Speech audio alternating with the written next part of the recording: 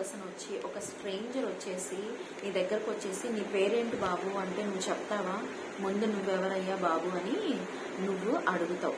అదే ఒక సెలబ్రిటీ లేదా నీ హయ్యర్ అఫీషియల్ కానీ బాగా తెలిసిన వ్యక్తి నీ దగ్గరికి వచ్చి నీ పేరేంటంటే సార్ నా పేరు ఇది సార్ అని చెప్పేసి నువ్వు నీ చరిత్ర అంతా అతనికి చెప్పేస్తావు. ఎందుకు?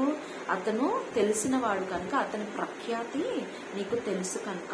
అదే స్ట్రేంజర్ వచ్చి అడిగితే నువ్వెవడవయ్యా బాబు అని ఫస్ట్ నువ్వు అతన్ని క్వశ్చన్ చేస్తావు. మరి అట్లనే నీవు దేవుని మొయ్యకుండా ఇతరులకు సువార్త చెప్తుంటే వారు నువ్వెవరయ్యా బాబు చెప్పేది, నువ్వేంటి మాకు చెప్పేది, నువ్వేంటి మమ్మల్ని అడిగేది అని వారు నిన్ను తిరిగి ప్రశ్నిస్తారనమాట.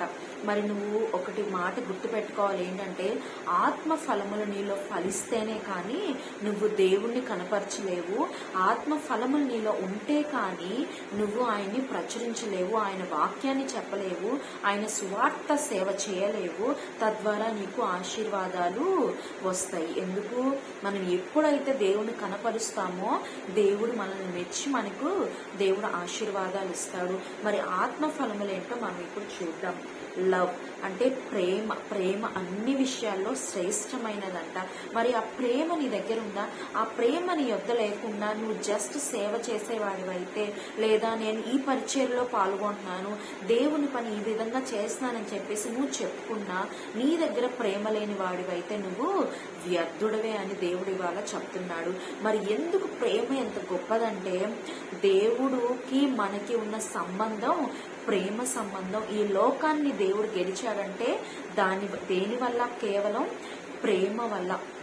మరి అట్టి ప్రేమను కలిగి ఉంటే దేవుడు నీలో కనపడతాడు. నువ్వు చెప్పిన మాటలు ఇతరులు గౌరవిస్తారు, నీ మాటలకి వారు వాల్యూ ఇస్తారు. నువ్వు ఎంతో గొప్ప సేవ చేస్తావు, లేదా ఒక మందిరంలో ఒక పని చేస్తున్నావు, కానీ నీ దగ్గర ప్రేమ లేకపోతే నువ్వు వ్యర్థుడవే.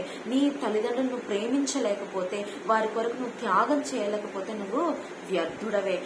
నీ బంధుమిత్రుల హెల్ప్ నువ్వు చేయకపోతే, వాళ్ళకి హెల్ప్ఫుల్ గా నువ్వు లేకపోతే, మనుషులను అసహించుకుంటూ వీళ్ళతో నాకు అవసరం లేదు, వీళ్ళు నాకు ఏమీ చేయరు, నేను వారికి ఏమీ చెయ్యను, నాకు వద్దు, వీళ్ళు నాకు సహాయం చేసే వాళ్ళనే నేను దగ్గరకు తీస్తాను, మనుషులతో నేను సంబంధం పెట్టుకోను, ఒక దేవునితోనే పెట్టుకుంటానంటే అది అవేది కాదు. ఎందుకంటే దేవుడు ఎలా అంట, మనుషుల దయందును దేవుని దయందును వర్తిల్లాడంట యేసయ్య. మరి మనకి దేవుని దయ ఒక్కటే కాదు, మనం లోకంలో బ్రతుకుతున్నాం కాబట్టి ఈ లోకం దయ కూడా మన మీద ఉండాలి. కనుక ప్రేమ మొదటగా మనలో ఉంటే దేవుణ్ణి మనము కనపరచు వారంగా ఉంటాం. మరి ఇంకొకటి చూసుకుంటే జాయ్, ఆనందం. మరి ఎప్పుడు దుఃఖముఖంగా నాకు అది లేదు, ఇది లేదు, నా బ్రతుకు ఇంతే, నా జీవితం ఇంతే అని చెప్పేసి ఎప్పుడు ఏడుపు మొహంతో నువ్వు ఉంటే నువ్వు దేవుని కనపరచలేవు. ఎప్పుడైతే నువ్వు ఆనందంతో క్లిష్ట సమయాల్లో కూడా, నువ్వు ఇలాంటి వేదన సమయంలో కూడా, వేదన ఇన్ ద సెన్స్ నీకు ఎంత కరువు ఉన్నా, ఎలాంటి డిస్టర్బెన్సెస్ ఉన్నా నువ్వు ఆనందంగా దేవుడే నాకు సహాయం చేస్తాడు, ఆయనే నా సహాయకర్త, ఆయన దక్షిణ హస్తం నన్ను ఆదుకుంటది అని చెప్పేసి నువ్వు గొప్ప నిరీక్షణతో నువ్వు ఉంటే నువ్వు దేవుణ్ణి కనపరుస్తున్న వాడివై ఉంటావు. మరి ఇంకొక మాట, సమాధానం. ఇతరులతో సమాధానం మరి ముందుగా నీతో నీవు సమాధానంగా ఉండాలి. మరి నీ మనసు, నీ బ్రెయిన్, మరి నీ మనసు ఒకటి చెప్తూ ఉంటుంది, నీ బ్రెయిన్ ఒకటి చెప్తూ ఉంటుంది. మరి ఈ రెండు సబ్సైడ్ అంటే ఇన్ ద సెన్స్ సైమల్టేనియస్ గా వర్క్ అవుతుంటాయి, కానీ రెండు కూడా కొలిజన్ అవుతూ ఉంటాయి కదా, సబ్సైడ్ అవుతూ ఉంటాయి. అలా కాకుండా రెండు ఏకతాటిగా యునైటెడ్ గా ఉంటే దేవుడు నీ పట్ల గొప్ప కార్యం చేస్తాడు. నువ్వు ఆయన చూపించగలవు, నువ్వు చేసే పరిచర్న ఆయన దీవిస్తాడు. మరి ఇతరులతో కూడా నువ్వు సమాధానం కలిగి ఉండాలి.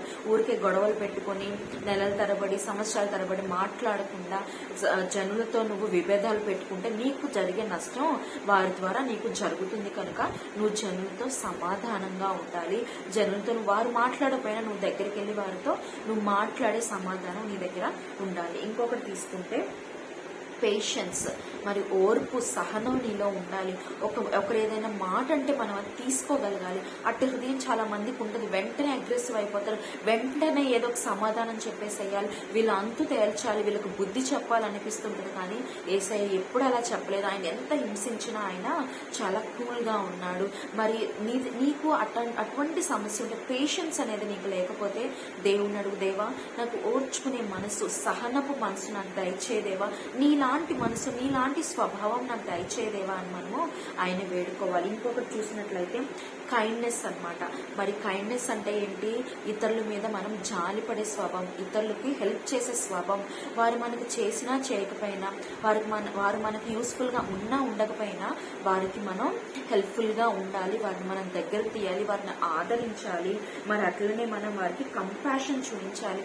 అయ్యో ఈ బాధ వారు పడుతున్నారు, మరి ఇటువంటి బాధ నీకు నువ్వు ఆపాదించుకో, అయ్యో నేనైతే ఇట్లా అయిపోతాను కదా, వారికి నేను హెల్ప్ చేయాలి కదా అని వాళ్ళ ప్లేస్లో నిన్ను నువ్వు ఊహించుకొని వారికి సహాయం చేస్తే దేవుడు గొప్పగా నీకు మేలు కలుగ చేస్తాడు. మరి ఇంకొకటి ఏంటంటే గుడ్నెస్ అని, మంచితనం. దేవుడు అంటున్నాడు నా మంచితనం అంతయో మీకు కనపరుస్తానని దేవుడు అంట. మరి అట్లనే నీ మంచితనం ఏంటో కూడా జనులకు నువ్వు చెప్పగలగాలి, వారికి చూపించగలగాలి. మరి నీ మాటల్లో, నీ చేతల్లో. మరి యోబు అంటాడు కదా, తన స్నేహితులు తనను నిందిస్తున్నప్పుడు మీరు నన్ను ఎలా మాట్లాడినా నా మాటలు మాత్రం మిమ్మల్ని బలపరుస్తాయి, నా మాటలు మాత్రం మిమ్మల్ని ఉద్ధరిస్తాయి అని చెప్తున్నాడు, ఆదరిస్తాయి అని చెప్తున్నాడు. మరి అట్టి మంచితనం మనలో ఉండాలి. మరి యోబు వంటి మంచితనం మనలో ఉంటే యేసుక్రీస్తుని మనము కనపరచగలము. మరి ఇంకొక మాట జెంటిల్నెస్. మరి మృదు స్వభావం మనలో ఉంటే మనము ఎంతో మందికి దయ పొందిన వారంగా ఉంటాం. హార్ష్గా ఉండకూడదు. మరి నీ వైఫ్ పట్ల, నీ పిల్లల పట్ల నువ్వు హార్ష్గా ఉంటే they are not gonna love you. అయ్యో ఏంటి ఇంత హార్ష్గా ఉన్నాడు, అసలు ఏంటి ఇలా ట్రీట్ చేస్తున్నారు అని చెప్పేసి వారు నీ పట్ల అసహ్యం పొందుకునే ఛాన్స్ ఉండొచ్చు, నీకు దూరంగా ఉండే ఛాన్స్ ఉండొచ్చు. సో మనం జెంటిల్గా, మృదు స్వభావులుగా ఉండాలి. మరి అట్లనే సెల్ఫ్ కంట్రోల్, ఇది చాలా ఇంపార్టెంట్ అండి. ఎందుకంటే మనకి ఆశా నిగ్రహం ఉండాలి. నీ ఇష్టం వచ్చిన తప్పులు నువ్వు చేసేసి మరి దేవుళ్ళ బోధ చేస్తే ఎవరైనా వింటారా, లేదా నేను వేలతో చూపిస్తారనేది నువ్వు ఒక్కసారి గమనించుకోవాలి. నువ్వు ఆశా నిగ్రహంగా, అది ఏ విషయమైనా సరే, నీ ధనం విషయంలో కానీ, ఫుడ్ విషయంలో కానీ, పాపం విషయంలో కానీ, మరి ఏ విషయంలో. చాలా మంది అనుకుంటారు ఫుడ్ విషయంలో ఏముందిలే అది పాపమా అనుకుంటారు. మరి ఫుడ్ విషయంలో కూడా నువ్వు లిమిట్ కలిగి ఉండాలి. మరి నువ్వు ఏది చేసినా నీకు ఒక లిమిట్ ఉండాలి. ఒక యేసయ్యలో తప్ప ఏ విషయంలో నీకు లిమిట్ ఉండాలి.